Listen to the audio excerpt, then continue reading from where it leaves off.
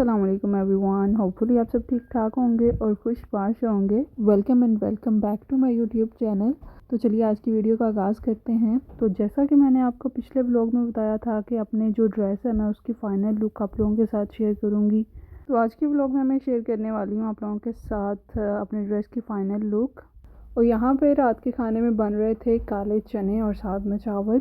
اور جیسا کہ گرمیوں کا موسم شروع ہو چکا ہے اور گرمی کے موسم میں روٹی وغیرہ کھانے کا کام ہی دل کرتا ہے اور زیادہ یہی ہوتا ہے کہ چاول ہی ہوں کھانے میں۔ اور یہاں پہ اوور نائٹ سوک کیے ہوئے چنوں کو اچھی طرح سے دھو کے تو پریشر میں ڈال دیا تھا، اس کے ساتھ پیاز، لہسن اور اسپائسیز وغیرہ بھی ایڈ کر دیے تھے اور آلموسٹ 20 منٹ کا ٹائمر سیٹ کر دیا تھا۔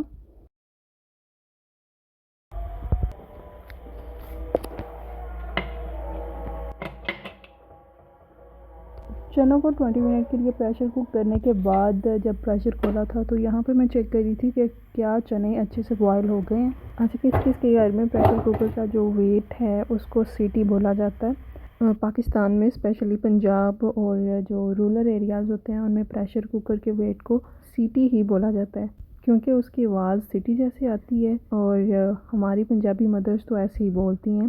اور ایک اور چیز کہ ہماری مدرس کی جو ریسپی ہوتی ہے اس میں کوئی ایگزیکٹ میجرمنٹس نہیں ہوتی۔ اگر پوچھو کہ امی کتنا نمک ڈالیں تو جواب آتا ہے کہ اندازے سے ڈال دو۔ یہ جو اندازے والی کوکنگ ہوتی ہے یہ PhD لیول سکل ہوتی ہے جو صرف پاکستانی امیاں ہی جانتی ہیں۔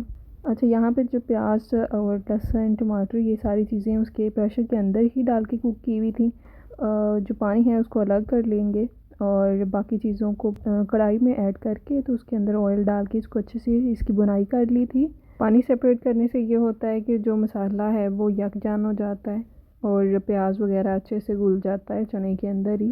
اچھا، جب بھی ہم لوگ کالے چنے بناتے ہیں تو ہم لوگ ضرور نکالتے ہیں جو بنے ہوئے چنے ہیں سائڈ پہ، اور جو شوربے والے ہوتے ہیں یہ تو پھر چاولوں کے ساتھ کھانے کا زیادہ مزہ آتا ہے۔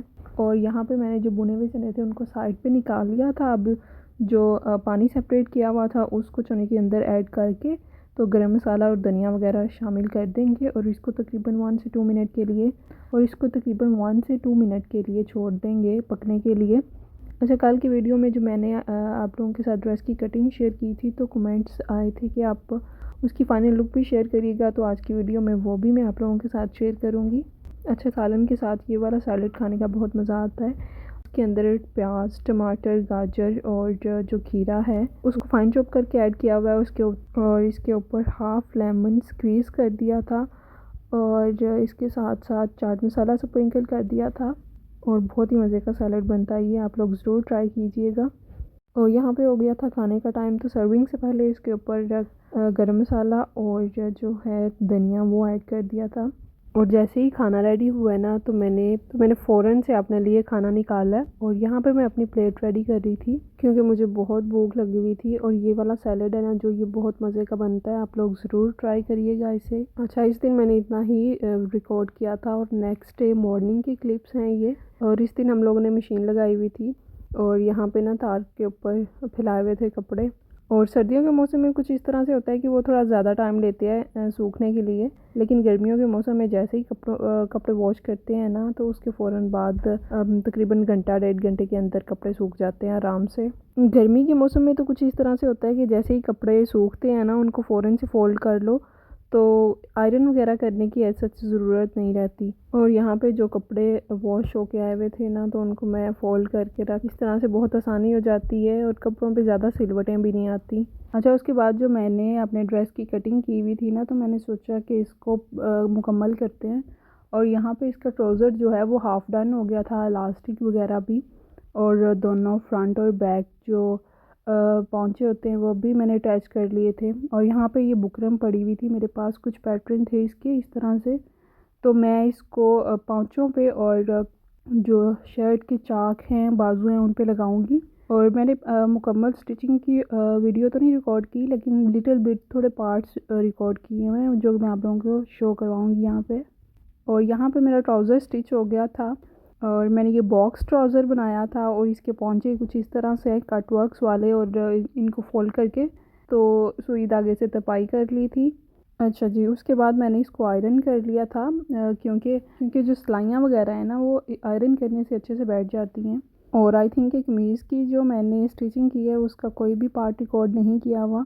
تو یہ رہی جی قمیض کی کچھ لک. اچھا یہ ٹراؤزر باکس ٹراؤزر تھا اور اس کے ساتھ میں نے اسٹریٹ لانگ شرٹ رکھی ہے جو نیچے سے اس کے پلو ہیں وہ اے لائن شیپ میں ہے.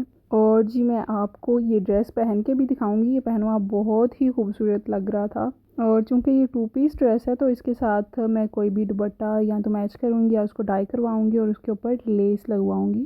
اچھا میں سچ بتاؤں تو it was really and interesting experience کیونکہ جب آپ خود کا ڈیزائن کیا ہوا ڈریس پہنتے ہو نا تو اس کی ایکسائٹمنٹ ہی اور ہوتی ہے.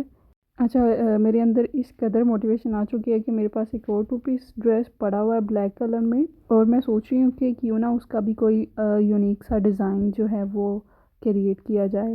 اور do let me tell in comment section کہ آپ لوگوں کو میرا یہ ڈریس کیسا لگا اور کیا آپ لوگوں نے بھی اس طرح کا کوئی ڈریس خود کے لیے ڈیزائن کیا ہے. اچھا جب میرا یہ ڈریس کمپلیٹ ہوا نا تو میں نے اس کو کیئرفلی پریس کیا تھا اور پھر میں نے اس کو ہینگر پہ لٹکایا اور تھوڑی دیر کے بعد تو میں بس دیکھ بھی رہی کہ کیا واقعی یہ میں نے اسٹچ کیے. اور ایسے جیسے کوئی آرٹسٹ اپنی پینٹنگ کو دیکھتا ہے نا کمپلیٹ ہونے کے بعد. اور یہاں پہ میں ہر اینگل سے اپنے ڈریس پہ کی ہوئی محنت کو دکھانے کی کوشش کر رہی تھی. ہوپ فلی آج کی ویڈیو آپ کو اچھی لگی ہوگی تو اس ویڈیو کو لائک ضرور کریے گا. اور اگر آپ میرے چینل پہ فرسٹ ٹائم آئے ہیں تو اس طرح کی مزید ویڈیو دیکھنے کے لیے میرے چینل کو سبسکرائب کر لیں. اور میں آپ سے ملوں گی نیکسٹ ویڈیو کے ساتھ. تب تک اسٹے ٹیون اینڈ اللہ حافظ.